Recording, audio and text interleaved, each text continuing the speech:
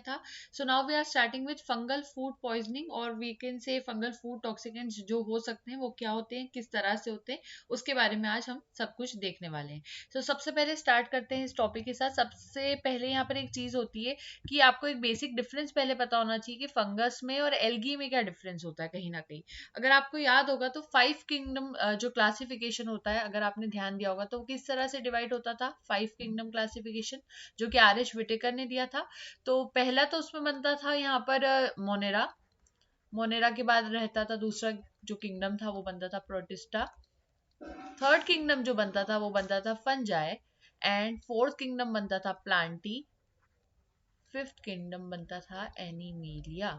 ये 5 kingdom classification थे जिसमें हमने ये जो फंजाई है उसके बारे में वहां पर भी बात की थी।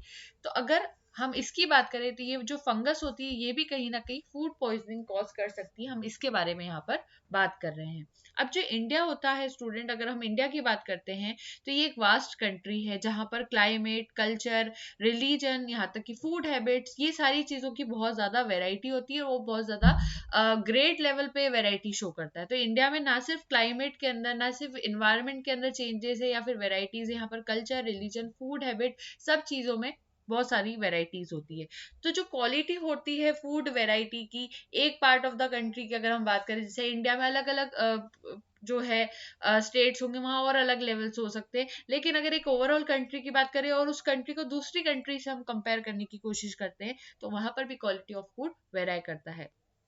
तो इसका स्टोरेज, फूड का स्टोरेज रहेगा, प्रोसेसिंग रहेगी, जो कि डिफर कर सकती है एक रीजन से दूसरे रीजन में। हो सकता है कि अगर हम इंडिया में ही बात करें तो जो हिमाचल प्रदेश वाला रीजन है या जो केरला वाला रीजन है वहां पर अगर हम बात करते हैं तो हो सकता है जो स्टोरेज होता है फूड का वो अलग अलग तरीके से होता होगा, डिपेंडिंग अपॉन दी फूड के फूड कैसा, उसको स्टोर करने के तरीके कैसे होते हैं। जैसे हम बात करते हैं ग्रेन्स अलग तरह से स्टोर किए जाएंगे, या फिर जो भी एक्स वाई जेड चीज हो सकती है उसके बेसिस पर हम बात करें तो। लेकिन कभी कभी क्या होता है कि जो इन्वायरमेंट है वो ऐसा होता है कि अनयूजुअल रेन आने लगती है। नॉर्मली ऐसा सीजन नहीं है कि रेनी सीजन है वो, लेकिन फिर भी जैसे अगर हम नॉर्मल विंटर सीजन की भी बात करें तो कभी कभी विंटर सीजन में भी रेन आ सकती है, ऐसा नहीं जरूरी है कि वो अनयूजुअली कभी ना आए। तो ये हो सकता है। और कभी कभी हमारे इन्वायरमेंट में थोड़ी सी उमस रहती है जिसको हम मॉइस्चर भी कहते हैं, जैसे हम यहाँ पर नोट करते जाते हैं। हम जो एक्स्ट्रा पॉइंट्स ले रहे हैं फॉर से, हम बात कर रहे हैं अनयूजुअल रेन की। अनयूजुअल रेन रह सकती है, कभी कभी मॉइस्चर हो सकता है हमारे इन्वायरमेंट के अंदर। मॉइस्चर जिसको हम ह्यूमिडिटी के नाम से भी जानते हैं, ह्यूमिडिटी, उमस या फिर थोड़ा सा जो मॉइस्चर आ जाता है उसको हम कहने की कोशिश कर रहे हैं। तो ये जो चीज़ होती है स्टूडेंट्स की, जब इनका मौसम नहीं है, या फिर जनरली ये मौसम की भी बात की जाए, रेनी सीजन की भी हम क्यों ना बात कर लें, क्योंकि रेनी सीजन में मैक्सिमम मॉइस्चर रहता है और ह्यूमिडिटी रहती है हमारे इन्वायरमेंट में। तो ये जो क्वालिटीज होती हैं ये, या फिर ये जो सिचुएशंस होती है, ये रेन, मॉइस्चर, ह्यूमिडिटी, ये मिलकर जो चीज़ें कॉज कर देती हैं वो रहती है फंगस।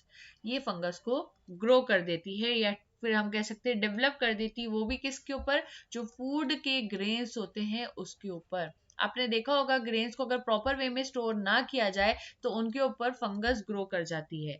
और ये जो फंगस होती है वो क्या कॉज कर देती है, वो डिजीज कॉज कर देती है। ये वाली बातों के ऊपर आपको मेनली फोकस करना है, जो मैं यहाँ पर शो करने की कोशिश आपको कर रही हूँ। ठीक है, अब सबसे पहले हम शुरुआत करेंगे, मैं एक डिजीज का नाम आपको बताती हूँ, लॉलियम टेम्यूलेंटम। एक नाम आपने सुना अगर नहीं होगा तो हम लोग आज इसके बारे में समझते हैं। सबसे पहले हम लोग हेडिंग्स ले लेंगे हमारी। सो लॉलियम टेम, स्मॉल टी से ले लेते हैं, टेम्यूलेंटम।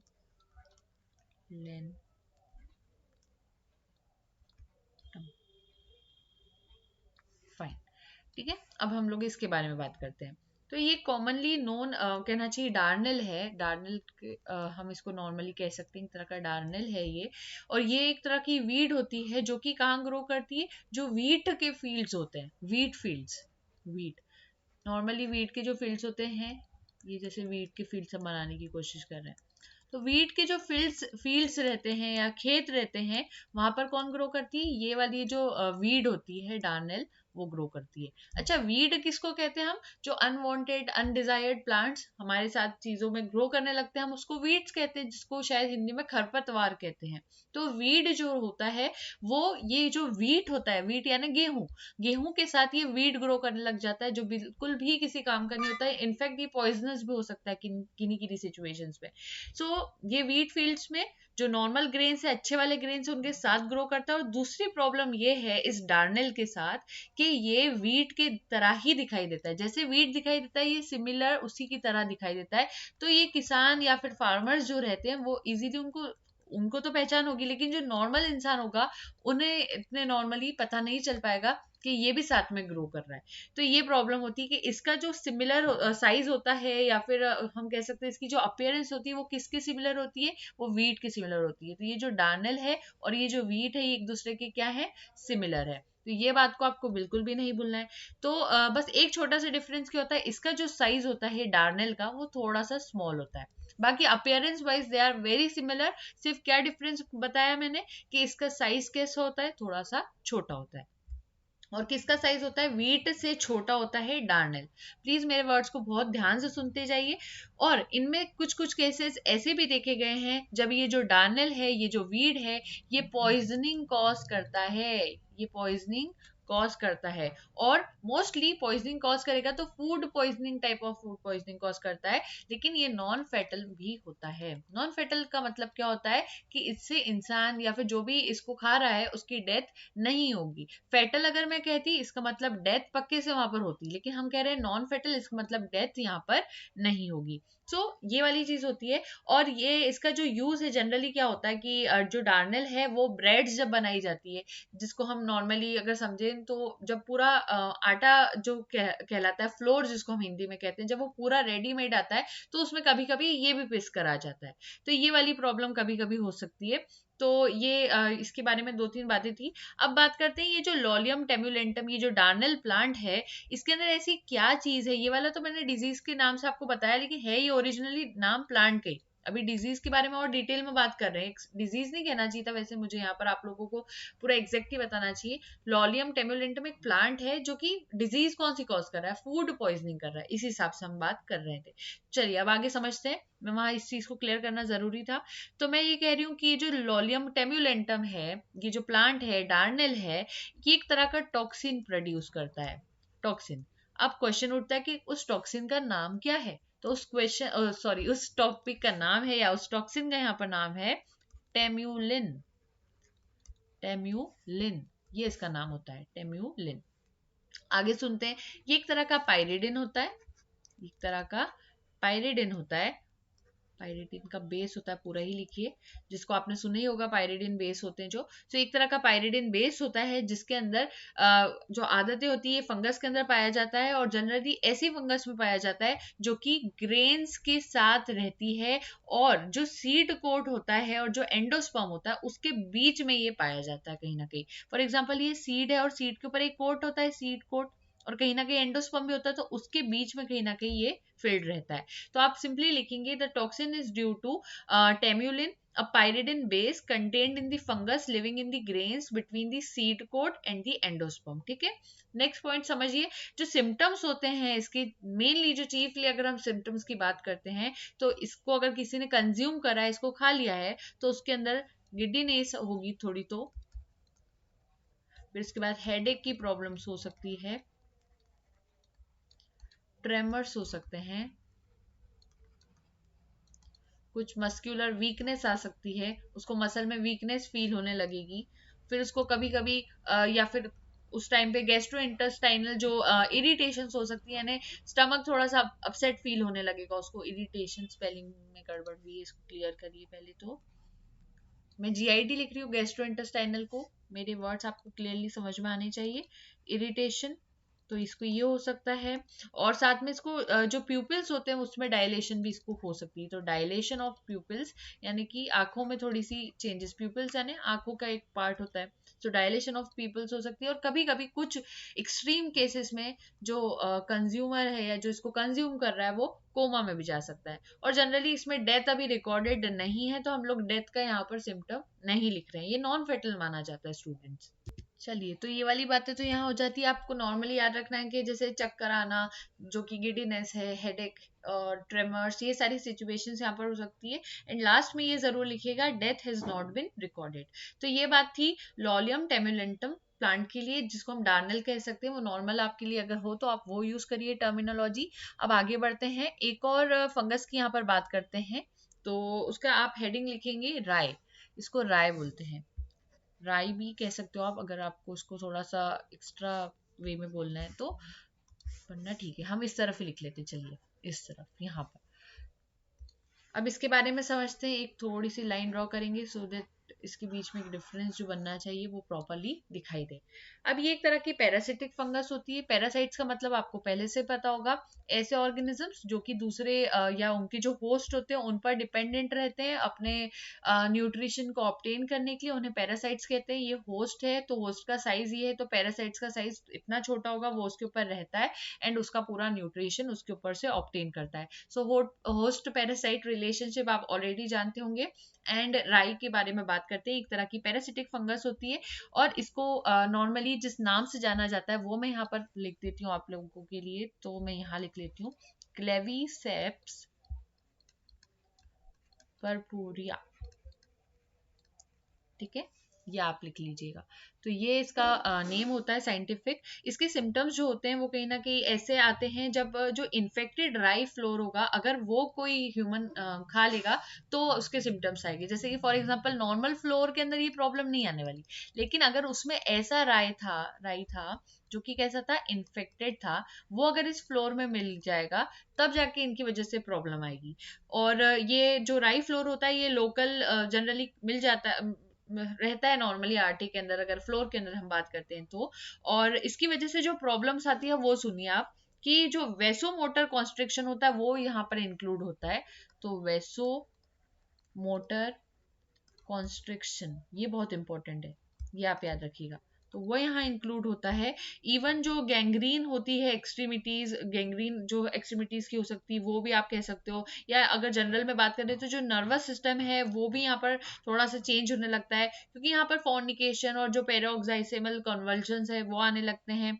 और जो पॉइजनिंग है वो यहाँ पर जो कहलाती है, जब हो जाता है किसी को इस राय की वजह से प्रॉब्लम, तो जो पॉइजनिंग होती है उसको नाम फूड पॉइजनिंग की बजाय यहाँ पर एर्गोटिज्म कहा जाता है। तो मैं यहाँ पर एर्गोटिज्म के ऊपर थोड़ा ज्यादा फोकस आपको करवाना चाहती हूँ। एर्गोटिज्म, ये नाम बहुत बार आपने सुना होगा, एर्गोटिज्म। जब इस क्लेविसेस परपुरिया जो कि राय है, इसकी वजह से जो फूड पॉइजनिंग होती है या फिर जो प्रॉब्लम्स होती है उसको एर्गोटिज्म कहते हैं। और ये किसी भी एपिडेमिक फॉर्म में हो सकती है, किसी भी एपिडेमिक फॉर्म में हो सकती है। तो ये बातों को आपको बिल्कुल अच्छे से ध्यान रखना है। और जो कहना चाहिए एलएसडी होता है, अगर हम एलएसडी की बात करते हैं तो यहाँ पर इन बातों का आपको ध्यान रखना है। एक सिम्टम और मैं यहाँ पर पहले इंक्लूड कर देती हूँ, गैंग्रीन ऑफ एक्सट्रीमिटीज। ठीक है, ये आपको याद रखना है, बहुत इंपॉर्टेंट है आपके लिए। अब मेरी बात समझने की कोशिश करिए कि गैंग्रीन का मीनिंग क्या होता है। अगर ये नहीं पता है तो हम पहले इसको समझते हैं। यानी कि जो नेक्रोसिस होता है या फिर जो फ्लैश की रॉटिंग होती है उसको ही गैंग्रीन कहा जाता है। Usually lack of blood supply, अगर किसी बॉडी पार्ट में प्रॉपरली ब्लड सप्लाई नहीं होता है तो वहाँ फ्लैश की रॉटिंग होना स्टार्ट हो जाती है, इसको गैंग्रीन कहा जाता है। और जनरली ये जो डैमेजिंग चीजें होती है उसके अंदर यूज किया जाता है। या फिर हम कह सकते हैं कि एक तरह से किसी चीज में गैंग्रीन इफेक्ट को कॉज करना वो कह सकते हैं। तो ये जो राई है वो क्या कर सकती है, कभी कभी गैंग्रीन इफेक्ट भी कॉज कर सकती है। तो ये आप याद रखेंगे। और मैं हाँ एलएसडी की पहले बात कर लेती हूँ। यहाँ पर एलएसडी के बारे में आपको बता रही थी कि ये जो राय होता है, राई प्लांट, इससे एलएसडी भी फॉर्म होता है। एलएसडी भी सुना होगा आपने, लिसर्जिक एसिड जो कि डाइएथाइलएमाइड होता है, तो वो एलएसडी भी यहाँ पर इससे राई से फॉर्म होता है। इसकी बात हम लोग करते हैं तो आपने सुना होगा कि ये इसके जो हेलुसिनेटरी सिम्टम्स होते हैं इस एलएसडी के, वो भी देखने को मिलते हैं। तो जब इन्फेक्टेड राई होगी प्लस उसके अंदर कहीं ना कहीं उसने एलएसडी को भी कॉज करा है, तो उसके आगे जाके बहुत सारी प्रॉब्लम्स हो सकती है जो कि इसके साथ कंडीशंस जुड़ी होती हैं। अब बात करते हैं एक और फंगस की जो कि है मशरूम। मशरूम का भी आपने बहुत बार सुना ही होगा और इसको तो बहुत कॉमनली भी देखा ही होगा। तो मशरूम की बात करते हैं। मशरूम जो होता है उसके अंदर एक माइकोटॉक्सिन होता है। अगर एक वर्ड होगा, आपने पहले इसको समझिए, माइकोटॉक्सिन, पहले हम इसको समझते हैं। Mycotoxin. तो ये जो वर्ड है ये दो ग्रीक वर्ड से ओरिजिनेट हुआ है, जिसमें जो माइक्स वर्ड होता है, माइक्स, इसका मीनिंग क्या होता है, मशरूम। माइक्स का मतलब ही होता है मशरूम ग्रीक लैंग्वेज में, हम ग्रीक लैंग्वेज से समझते हुए जा रहे हैं। दूसरी बात, जो टॉक्सिकॉन का मतलब होता है वो क्या होता है, टॉक्सिकॉन का मीनिंग होता है पॉइजनस, पॉइजनस। तो मशरूम के अंदर क्या पाया जाता है, माइकोटॉक्सिन। हर मशरूम की बात नहीं कर रहे, नॉर्मली किन्हीं किन्हीं मशरूम में माइकोटॉक्सिन होता है। जो अर्ली डेज से तो ऐसा माना जाता था कि जो पॉइजन्स होते हैं, यहाँ तक कि पॉइजन्स भी इन मशरूम से ही डिराइव किए जाते हैं। पुराने टाइम पर लोग ये मानते थे कि पॉइजन्स कहाँ से बनाए जाते हैं, डिराइव किए जाते हैं, मशरूम से बनाए जाते हैं। जो एपिडेमिक माइकोटॉक्सिकोसिस थे वो भी कहीं ना कहीं टॉक्सिन्स की वजह से जब कॉज होती थी, क्योंकि अगर गलत तरह की मशरूम किसी ने खा ली है तो उसको यहाँ पर प्रॉब्लम तो हो सकती है, क्योंकि उसमें होता है माइकोटॉक्सिन। तो जब वो माइकोटॉक्सिन उसकी बॉडी में चले जाता है तो उसको कहीं ना कहीं क्या कहने लगते हैं, एक तरह का जो ये एक और प्रॉब्लम होती है, मैं उसको लिख, तो मैं इसको इस साइड लिख लेती हूँ जिससे कि थोड़ा क्लियरली आपको विजिबल हो, जिसको कहते हैं एफ्लाटॉक्सिन, एफ्लाटॉक्सिन। ठीक है, एपिडेमिक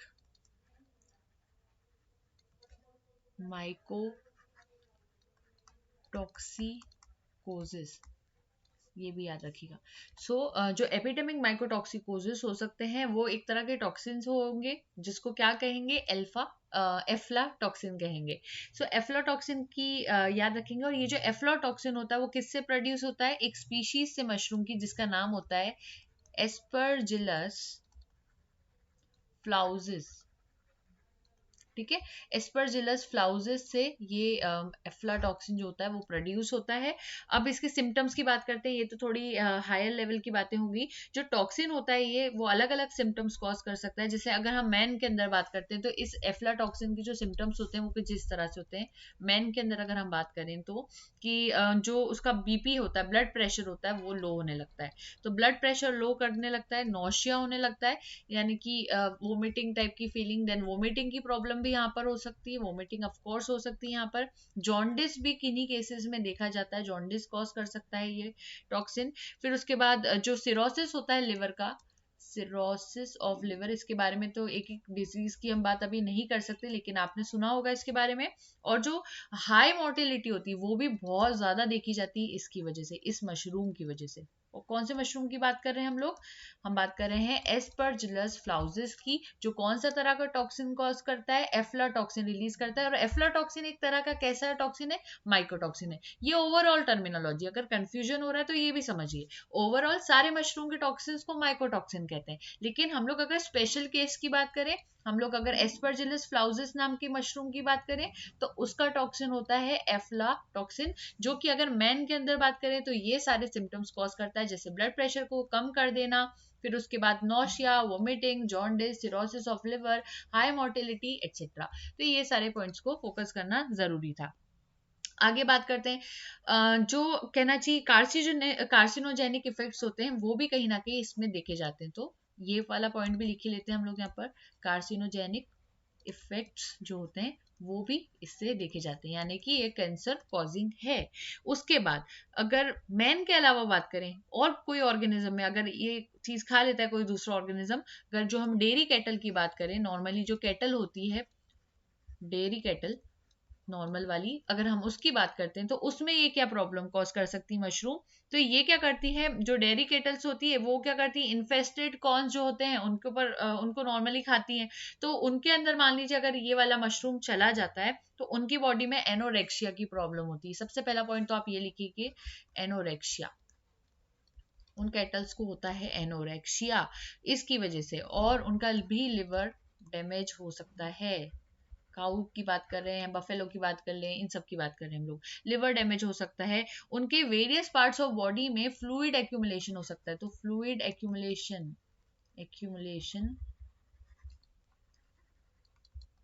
हो सकता है, कहाँ पर, अलग अलग बॉडी पार्ट में। फिर कभी कभी कुछ कैटल्स में अबॉर्शन भी देखा गया है, उनके जो बेबीज हैं उनकी डेथ हो सकती है, अबॉर्शन उनके अंदर हो सकता है, तो ये कैटल्स के अंदर देखा गया है। और ये एक तरह की सीरियस डिजीज है स्टूडेंट्स, जो कि आंध्र प्रदेश, केरला और कर्नाटका ऐसी प्लेसेस पे बहुत ज्यादा देखने को मिलती है। तो आप याद रखेंगे प्लेसेस के नाम भी, कि आंध्र प्रदेश के अंदर बहुत ज्यादा इसका कहना चाहिए लेवल देखा जाता है, केरला के अंदर भी और कर्नाटका के अंदर भी। तो ये सारे नेम्स आपको पता होना चाहिए, जो मैं यहाँ मेंशन कर देती हूँ। उसके बाद जो एक और कहना चाहिए, अगर हम बात करें, जो मुर्रा बफेलोज होती है, आपने मुर्रा बफेलोज का नाम सुना होगा बहुत कॉमनली, मुर्रा बफेलोज, मुर्रा बफेलोज। इनकी अगर हम बात करते हैं और इनके काव्स की बात करते हैं, तो ये ऑफन इनको जो डेयरी काव्स होती हैं, जो कि नॉर्मली अभी जो हमने ऊपर वाले कैटल्स देखे थे, इनके साथ इनको कभी कभी क्रॉस करवाया जाता है। डेयरी वाले काव्स के साथ मुर्रा बफेलो के काव्स को क्या करवाया जाता है, ऊपर वाले डेयरी बफेलोस के मुर्रा बफेलोस के साथ क्रॉस करवाए जाते हैं, यानी कि उनकी मेटिंग यहाँ पर परफॉर्म अगर करवाई जाती है, क्रॉस ब्रेड करवाया जाता है, तो भी जो नॉर्मली जो काव्स बनते हैं, ऑफस्प्रिंग्स जो रहते हैं, उनकी डेथ हो जाती है ड्यू टू दिस एफ्लाटॉक्सिन, जिसकी वजह से उसकी डिजीज को एफ्लाटॉक्सियोसिस भी कहा जाता है। और लास्ट डिकेड जो है 20th सेंचुरी का, उसमें इसकी बहुत ज्यादा केसेस देखने को मिले। साथ में अगर हम बात करते हैं और भी एनिमल्स की, जैसे पोल्ट्री बर्ड्स हो गए, डॉग्स हो गए, कैट्स हो गए, पिग्स, शीप, मंकीज, इवन जो हाउस रेट्स होते हैं, इन सब में भी जो सिम्टम्स होते हैं एसाइड्स के, वो देखे जाते हैं, एसाइड्स। तो बहुत कॉमनली इसके बारे में देखने को मिलता है। और जो एफ्लाटॉक्सिन होता है, ये एस्परजिलस फ्लाउस से बनता है, इसको आपको याद रखना है। और एक और कहना चाहिए मशरूम होती है, मैं उसका नाम भी बताती हूँ, वो भी थोड़ी पॉइजनस होती है। तो एस्परजिलस तो उसके पीछे भी रहता है, तो मैं ए की स्पेलिंग के आगे ए यहाँ पर आपने देख लिया होगा, तो एस्परजिलस पैरासिटिकस कहते हैं उसको, पैरासिटिकस। ये भी एक तरह की मशरूम होती है, जो कि अगेन पॉइजनस होती है। फिर एक होती है एस्परजिलस फ्यूमिगेटस, उसका भी नाम याद रखिएगा, फ्यूमिगेटस, ये भी पॉइजनस मशरूम होती है। एस्परजिलस ओराइजल, ये नाम याद रखिएगा। और एक और होती है एस्परजिलस कोल्यूमेरिस, ये भी एक तरह की पॉइजनस ही फंगस, सॉरी मशरूम होती है। फंगस ओवरऑल है ही, लेकिन मशरूम भी है। तो एस्परजिलस जो होती है वो बहुत फास्ट रेट पर ग्रो करती है, और जो कॉर्न्स होते हैं, जिसको हम भुट्टा कहते हैं हिंदी में, उसके साथ ग्रो करती है। जो ग्राउंड नट्स होती है, मूंगफली जिसको कहते हैं, उसके साथ भी ग्रो करती है। दूसरे स्टेपल फूड्स जो हो सकते हैं, सीरियल्स, फ्रूट्स हो सकते हैं, स्पाइसेस हो सकती है, उन सभी के अंदर ये ग्रो कर लेती है साथ में, और साथ में कभी कभी आ भी जाती है। तो जो एफ्लाटॉक्सिन होते हैं, वो उसकी बात करें अगर हम इस एफ्लाटॉक्सिन की, तो ये कैसे होते हैं, ये कलरलेस होते हैं, कलरलेस, दिखाई भी नहीं देते कि ये टॉक्सिन है फूड में। क्रिस्टलाइन कंपाउंड होता है, जो कि इनसॉल्युबल होता है वाटर के अंदर, पानी में घुलनशील नहीं होता है। और ये किस में सॉल्युबल होता है, ये ऑर्गेनिक सॉल्वेंट्स में सॉल्युबल होता है। सो जो एफ्लाटॉक्सिन होती है, उसकी प्रॉपर्टी होती है डीएनए सिंथेसिस को इनहिबिट करना। सो डीएनए सिंथेसिस को ये इनहिबिट करता है एफ्लाटॉक्सिन। ये सारी बातें मशरूम की थी। अब बात आती है अर्गोट और अर्गोटिज्म की, तो अब हम उसको लिख लेते हैं यहाँ पर। मशरूम तो हमारा यहाँ पर कंप्लीट हो गया। एक और डिजीज होती है जिसको आपने सुना होगा, एर्गोटिज्म, एर्गोट और एर्गोटिज्म, हम इसकी बात कर रहे हैं। तो अब हम इसके बारे में बात करते हैं। सो जो गुड अमाउंट होता है फंजाई का, वो भी अगर किसी पर्सन में, एक अच्छा अमाउंट में अगर कोई पर्सन फंजाई को कंज्यूम कर लेता है, तो उसको अर्गोट अटैक्स आ सकते हैं। तो ज्यादा अमाउंट में भी ये नुकसान करती है, तो अर्गोट अटैक्स नाम से प्रॉब्लम होती है इनमें। और मोस्टली जो ये अर्गोटिज्म हो सकता है, अर्गोटिज्म एक तरह की हम ये नहीं कहेंगे स्पीशीज है, बस एक प्रॉब्लम है। आप ये समझिए कि ज्यादा अमाउंट में किसी के फंगस अगर कंज्यूम हो गई है, तो उसको अर्गोट अटैक्स आ सकते हैं। और जो यहाँ पर फंगस हो सकती है कौन कौन सी, तो हम उसकी बात करते हैं, जैसे कि सोरगम हो गया, ठीक है। फिर उसके बाद जो पर्ल मिलेट हो सकती है, पर्ल मिलेट, उसकी प्रॉब्लम हो सकती है, राय की हो सकती है। और इन सारी चीजों के साथ ये मिलकर हो सकता है, ये कहना चाहिए हमें, वीट, क्योंकि इन सब में वो सब रहेगी फंगस, तो उनके अंदर ये प्रॉब्लम हो जाएगी, आप ये समझिए। और जो कहना चाहिए फंगस हो सकती है जो कि ये कॉज करेगी जनरली, उसका नाम अगर हम लिखें प्रॉपर वे में, साइंटिफिक नेम में, तो होता है क्लेविसिप्स परपूरिया, क्लेविसिप्स परपूरिया। और दूसरे टाइम में सी को ऐसे लिख रही हूँ, दूसरा होता है फेसिफार्मिस, फेसिफार्मिस, ये नाम को आपको याद रखना है। अब आगे की बात करते हैं। जो फंजाई रहती है, वो सर्टेन तरह के एल्केलॉइड्स प्रोड्यूस करती है, जो कि जो नियर बाय टिश्यू होते हैं बॉडी के, उसमें डिफ्यूज नहीं करते, वो नॉर्मली उनके अंदर ही रहते हैं। जैसे कि कोई फंजाई है, उन्होंने सर्टन अल्कलॉइड्स प्रोड्यूस किए, तो वो क्या करेंगे, वो डिफ्यूज नहीं होंगे नियर बाय टिश्यूज के अंदर, वो हमेशा जो सेल्स होते हैं फंजाई के उन्हीं में स्टोर्ड रहते हैं और ह्यूमंस को हार्म करते रहते हैं। सो जब भी ह्यूमंस उसको कंज्यूम करेगा, वो भी रेगुलरली अगर कंज्यूम करेगा, हर फूड के साथ कंज्यूम करेगा, डिफरेंट डोजेस में कंज्यूम करेगा, तब जाके उस ह्यूमन को प्रॉब्लम होने लगी। तो आप ये सिंपल समझिए, जो फंजाई होते हैं वो उनके अंदर सर्टन अल्कलॉइड्स होते हैं, एल्कलॉइड्स, जो कि आप लिखेंगे डू नॉट या फिर don't diffuse in nearby tissue. Nearby tissue में डायरेक्टली डिफ्यूज नहीं करते, ही हमेशा टिश्यू की मिस्टेक हो रही है, यहाँ पर हम टिश्यू को प्रॉपर लिखते हैं, तो नियर बाय टिश्यू में ये डिसॉल्व नहीं कर, सॉरी, डिफ्यूज नहीं करते, पर क्या करने लगते हैं, ये हमेशा जो फंजाई के सेल्स होते हैं उनमें ही रहते हैं और ह्यूमंस को हार्म करते हैं। तो ये प्रॉब्लम है। सर्टन स्पीशीज जो मशरूम की थी जैसे हमने देखी, वो भी नॉन पॉइजनस हो सकती है। ऐसा नहीं, हमने कहा कि जितने भी मशरूम्स होते हैं उन सभी के अंदर पॉइजनस तरह की प्रॉब्लम होगी, कुछ नॉन पॉइजनस भी होती है। इसलिए कुछ चीजों के फूड आर्टिकल्स में हम लोग मशरूम का यूज करते भी है, लेकिन कुछ ऐसी मशरूम्स होती है जो पॉइजनस हो सकती है, कुछ ऐसी फंगस होती है जो पॉइजनस हो सकती है, और वो एक्सीडेंटल पॉइजनिंग भी कॉज करवा सकती है। क्योंकि अगर इंसान को नहीं पता है, ह्यूमन को नहीं पता है कौन सी, मान लीजिए दो मशरूम्स है यहाँ पर, तो वो दोनों एक जैसी दिखाई देगी, तो कोई उसमें फर्क नहीं कर पाएगा कि कौन सी पॉइजनस है कौन सी पॉइजनस नहीं है। तो इस तरह की पॉइजनिंग जो कि ना जानते हुए हो जाती है, हम उसको कहीं ना कहीं एक्सीडेंटल पॉइजनिंग का नाम देते हैं। तो ये एक्सीडेंटल पॉइजनिंग नॉर्मली बहुत ज्यादा केसेस में ओकेजनली अकर करती रहती है, और इसमें कंफ्यूजन तभी होता है क्योंकि वो एक जैसी मशरूम्स रहती है, तो कंफ्यूजन हो जाता है वहां पर। सो बहुत सारे पॉइजनिंग के केसेस आते हैं, और जो मशरूम पॉइजनिंग होती है वो डिस्टिंग्विश करने के लिए एक एक्सपर्ट की जरूरत पड़ती है, जिसे ये पता हो कि कौन सा मशरूम ठीक है कंज्यूम करने के लिए। अब आगे बात करते हैं, अगर इंजेक्शन हो भी जाता है किसी मशरूम का, और वो भी किसी डेंजरस स्पीशीज का इंजेक्शन कोई इंसान खा लेता है किसी डेंजरस स्पीशीज को मशरूम की, तो वो उसके लिए सफिशिएंट होगी कि वो उस ह्यूमन की उससे डेथ कॉज हो जाए। डेथ तक कॉज हो सकती है अगर गलत मशरूम किसी ह्यूमन ने खा ली, तो वो भी नॉर्मली 3 से 6 दिन के अंदर हो जाती है, 3 to 6 days में डेथ देखने को मिल जाती है अगर किसी ने रॉन्ग मशरूम को कंज्यूम कर लिया। सो इसका जो जनरल ट्रीटमेंट होता है मशरूम पॉइजनिंग का, वो सिम्टोमेटिक होता है।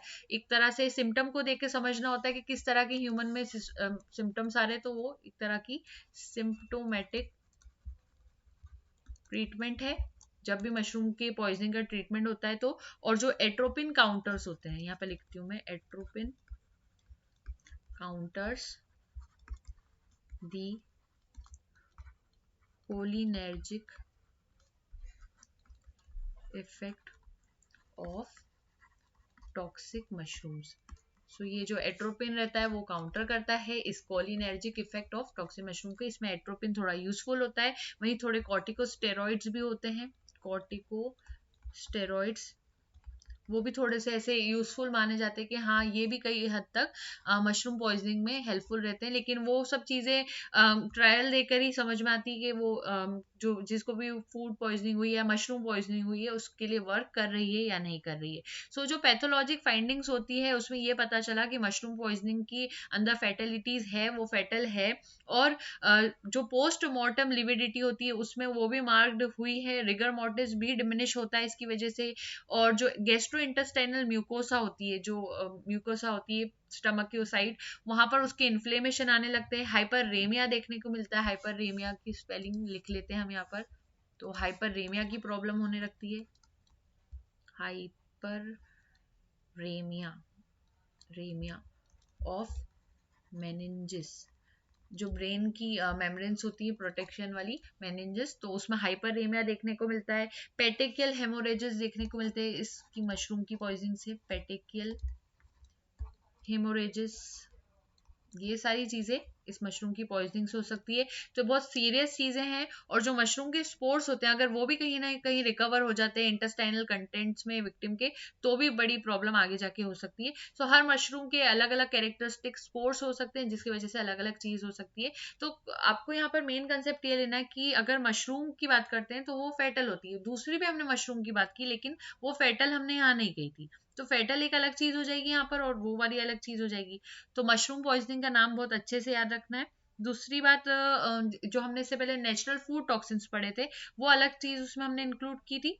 तो ये बातों का ध्यान रखना है। एक और बात, जो एर्गोट होता है उसका मीनिंग आपको समझ में आना चाहिए। कोई भी फंगस जो कि जीनस क्लेविसेप्स में आएगी और वो पैरासिटिक होगी ग्रासेस में, उसको हम एर्गोट कहते हैं। तो ये आपको पता होना चाहिए था। और एक और चीज हम लोग यहाँ पर समझ सकते हैं, जैसे कि जो पूरा अगर कंसेप्ट लें, तो इसके अंदर फूड पॉइजनिंग और जो फूड टॉक्सिकेंट है वो दोनों को भी आप एक ही मानेंगे यहाँ पर। तो ये सारी चीजें हो जाती है। और साथ में अगर एर्गोटिज्म की भी बात करें, तो एर्गोट तो आपको समझ में आया। एर्गोटिज्म का मतलब ये समझिए कि अगर कोई एर्गोट पॉइजनिंग बार बार लंबे समय तक किसी इंसान में होती जाएगी तो उसको हम एर्गोटिज्म कहेंगे। और जो ट्रेडिशनल वे होते हैं उसमें बात की जाए, तो जब इंजेक्शन हो जाता है किसी भी एल्कलॉइड का जो कि क्लेविसेप ने प्रोड्यूस किया था, और क्लेविसेप्स के परपुरिया ने प्रोड्यूस किया था, जो कि फंगस ऐसी होती है जो कि राई को इन्फेक्ट कर सकती है या दूसरे सीरियल्स को। और बहुत रिसेंटली इसका जो एक्शन है नंबर का एर्गोलिन बेस्ड ड्रग्स का, वो भी बनता जा रहा है। तो ये सारी चीजें एक दूसरे से बहुत ज्यादा कनेक्टेड है। तो यहाँ पर जो फंगल फूड पॉइजनिंग थी, फंगल के टॉक्सिकेंट्स थे, वो सारी चीजें यहाँ पर कंप्लीट हो जाती है। नेक्स्ट वीडियो सेगमेंट में हम लोग थर्ड इसका जो पोर्शन होगा वो देखेंगे। So stay tuned for that and don't forget to like, share and subscribe. Thank you so much. Happy learning.